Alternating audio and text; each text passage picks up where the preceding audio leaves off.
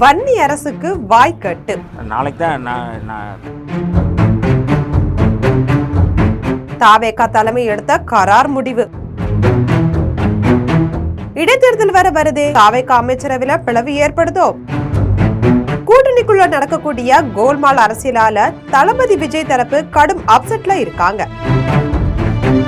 ஆமா, அமைச்சர் வன்னி அரசுடைய சமீபத்திய பேச்சு தாவேகாவோட அரசியல் கணக்குகளையே புரட்டி போட்டிருக்கு. என்ன நடந்தது விரிவா பார்ப்போம். வெறும் 2 எம்எல்ஏக்களை மட்டுமே இருந்தும் விசிகாவிற்கு அமைச்சர் பதவி கொடுத்து அழகு பார்த்தாரு விஜய். ஆனா அதிகாரத்துக்கு வந்த கையோட ஆணவ படுகொலை தடுப்பு சட்டம் கொண்டு வருமாம் அப்படின்னு வன்னி அரசு போட்டிருக்கக்கூடிய அந்த பாம் தாவேகா தலைமையை நிலைக்குலைய வைத்திருக்கு. உண்மையில தாவேகா தலைமை இப்போ அதை பத்தி யோசிக்கவே இல்லை. புதிய ஆட்சி, சாதி அமைப்புகளின் வாக்கு வங்கி, இப்படி பல அரசியல் கணக்குகள் இருக்கும்போது வன்னி அரசு இவ்வளவு வேகமா அவசரப்பட்டு அறிக்கை விட்டது ஏன் அப்படின்ற கேள்வியும் எழுந்திருக்கு. தற்போது இடைத்தேர்தல் நெருங்கக்கூடிய நேரத்துல இப்படி ஒரு சென்சிட்டிவான விஷயத்தை பேசி தென் மாவட்டங்கள்ல தாவேகாவுடைய செல்வாக்க சரிக்கிறாரோ வன்னி அரசு? கூட்டணிக்காக பொறுமை காத்திருக்கிறோம், ஆனா இப்படி செய்தா எப்படி அப்படின்னு தாவேகா சீனியர்கள் கடும் அதிருப்தியிலே இருக்காங்க.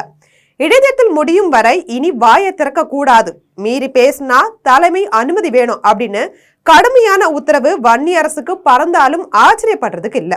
ஏற்கனவே நாங்க தாவேகாவோட கூட்டணியில இல்ல, எப்ப வேண்டுமானாலும் வெளியேறுவோம் அப்படின்னு திருமாவளவன் சொன்னது விஜய் தரப்புக்கு கொடுத்த முதல் ஷாக். அந்த பஞ்சாயத்தே இன்னும் முடியல. அதற்குள்ள வன்னி அரசுடைய பேச்சு கொடுத்திருக்கக்கூடிய இந்த 2வது ஷாக் கூட்டணிக்குள்ள இருக்கக்கூடிய ஒரு அரசியல் பூகம்பத்தை கிளப்பியிருக்கு.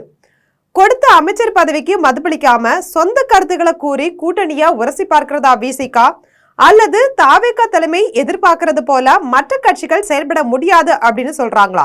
அரசியல் சதுரங்கத்துல அடுத்தடுத்த நகர்வுகள் என்னவா இருக்கும்?